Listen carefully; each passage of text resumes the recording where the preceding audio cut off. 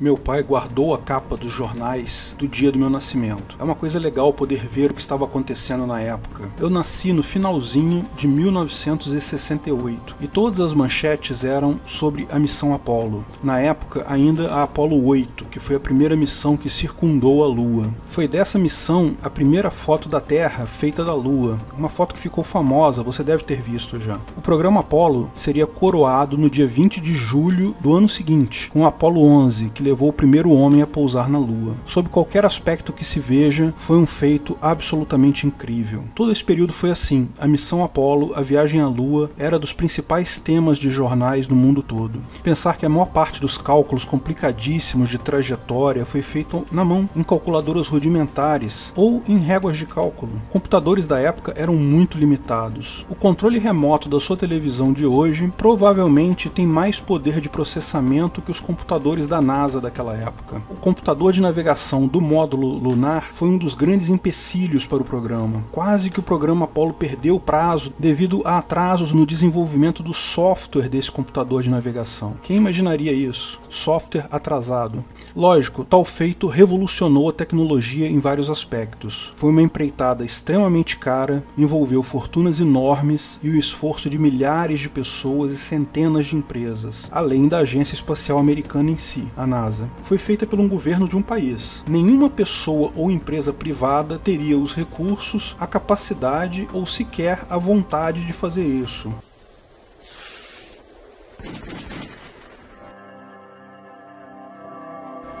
Isso significa que, no anarcocapitalismo, jamais teríamos ido à Lua? Sim, com certeza, jamais teríamos ido à Lua. O anarcocapitalismo requer informação barata e abundante para ser economicamente viável, e tal coisa não existia na época. Só estamos chegando nesse ponto agora. De fato, se vivêssemos no Ancapistan na década de 1960, definitivamente não teríamos ido à Lua. Mas tenha em mente que, embora a missão Apollo tenha sido fantástica, os lucros e resultados trazidos por ela são altamente questionáveis. Todo o programa espacial americano foi um produto da Guerra Fria, em que uma das principais disputas dos Estados Unidos contra a União Soviética era ideológica, sobre qual seria a melhor organização social. A União Soviética tentava convencer outros países que o comunismo era a melhor organização social, e os Estados Unidos tentavam provar que o capitalismo, o livre mercado, é muito melhor. Nessa época, Mises já havia provado, no livro Ação Humana, a impossibilidade do cálculo econômico. Já havia explicado que a ruína econômica da União Soviética era questão de tempo, mas para a maior parte da população não havia tal certeza. Pelo contrário, as informações que chegavam aqui no Brasil e na maior parte dos países do mundo sobre a União Soviética era que o comunismo estava funcionando a pleno vapor. Todas as pessoas eram felizes e produtivas, tinham saúde, educação, igual naqueles livros do MEC, igual também as notícias sobre a saúde pública de Cuba hoje em dia, que a gente lê de vez em quando. Semana sim, semana não, os cubanos curam um tipo de câncer novo. Ninguém tem acesso aos estudos, ninguém vê os dados, ninguém consegue reproduzir a cura, mas a notícia aparece invariavelmente. Comunistas podem ser terríveis em economia, mas sempre tiveram uma mão boa para propaganda. E esse era um dos principais frontes da Guerra Fria. Como os soviéticos haviam colocado o primeiro ser humano em órbita na Terra, outro feito também extraordinário, os americanos não poderiam ficar atrás. Isso seria uma tragédia para a guerra ideológica. Mostraria que o comunismo é mais capaz que o capitalismo.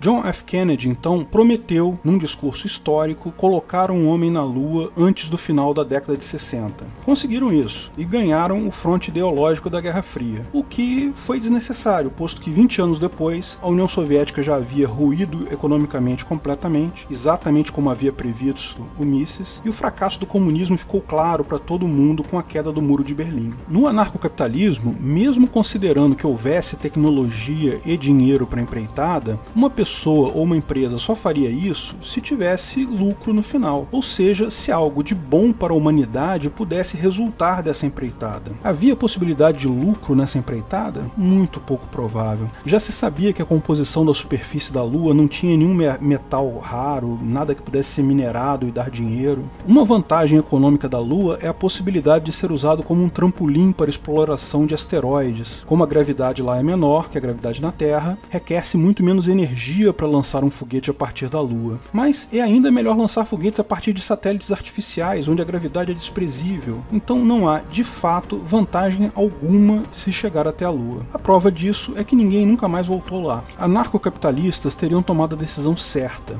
Deixa a Lua para lá e vamos focar em satélites artificiais. Claramente essa era a resposta. Afinal, o que resultou dessa corrida espacial? Bom, em termos de exploração da Lua, bem pouco. Existem algumas pedras e amostras de solo lunar que podem ser usadas em pesquisas, mas nada de extraordinário. Lógico, aprendemos muita coisa com o processo. Várias tecnologias que temos hoje, que usamos hoje no nosso dia a dia, surgiram do processo de tentar levar o homem à Lua. O revestimento antiaderente, o Teflon, respiradores artificiais portáteis, técnicas de previsão do tempo, baterias de alta capacidade, aparelhos médicos como tomógrafo, canetas esferográficas de boa qualidade, a lista é longa. Mas há uma falha básica nesse argumento. Se a vantagem do processo eram essas tecnologias, por que não investir apenas nessas tecnologias, deixando para lá esse negócio de colocar o homem na Lua? Não teria sido melhor? Não teria sobrado mais dinheiro? Talvez mais coisas pudessem ter sido inventadas? Vários desses casos, inclusive, eram coisas que já existiam antes e que foram melhoradas no processo. Pode-se imaginar que a melhoria seria a decorrência natural do livre mercado atuando em mais alguns anos. Me parece que houve desperdício de tempo e dinheiro, justamente porque a decisão foi tomada por um governo e não pelo livre mercado. Hoje em dia, existe o mercado de colocação de satélites em órbita. Esse mercado é disputado por empresas de vários tamanhos, a maior parte delas estatais, é fato, mas já surgem várias empresas privadas nesse mercado.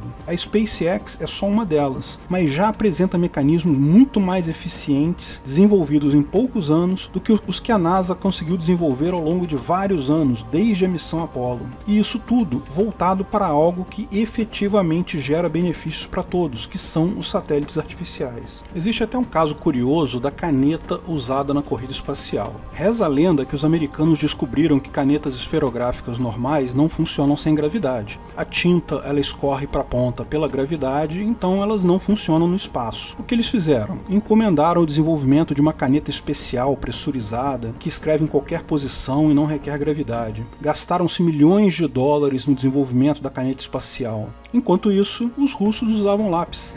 Simples, né? Eu me lembro ouvir essa história na época da faculdade de engenharia que eu fiz numa universidade federal brasileira. Onde mais iríamos ouvir histórias sobre a superioridade russa, não é mesmo? Anos depois, pesquisando na internet, descobri que a história não foi bem essa, não. No início da corrida espacial, tanto russos quanto americanos usavam lápis. É a escolha óbvia. O problema é que a grafite do lápis gera pequenos resíduos de carbono quando você escreve. Aqui na Terra isso não é problema porque o pozinho cai no chão. No espaço, esse pó de carbono fica flutuando na cápsula. E lembre-se, carbono é condutor de energia elétrica. Uma partícula dessa que caia num circuito elétrico dá curto-circuito, incêndio, lá se foi seu módulo lunar. A NASA não pagou pelo desenvolvimento da caneta. Uma empresa particular investiu uma grana do próprio bolso para desenvolver a caneta antigravidade e vendeu cerca de 2.000 unidades para a NASA, por um preço um pouco acima do valor de uma caneta normal do mercado. A empresa teve lucro porque vendeu também os seus produtos no mercado. Era uma boa caneta, e ainda tinha propaganda de que era a caneta usada pela NASA. Mas e os russos? Se eles não usavam lápis, como é que eles resolveram a questão então? Isso só foi descoberto muitos anos após a queda do Muro de Berlim, porque obviamente era um segredo militar. Sabe como eles faziam? Eles compravam as canetas no mercado americano, as exatas mesmas canetas. A conquista da Lua foi um feito absolutamente impressionante, mas eu tenho minhas dúvidas se foi a melhor decisão para aquela época.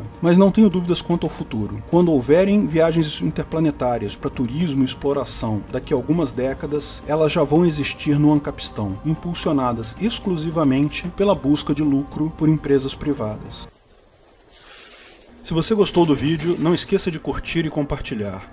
Comente abaixo se tiver qualquer dúvida ou se quiser sugerir novos temas. Se inscreva no canal e clique no sininho para ser avisado de novos vídeos. Lançamos vídeos novos todas as sextas-feiras, eventualmente algum vídeo extra durante a semana.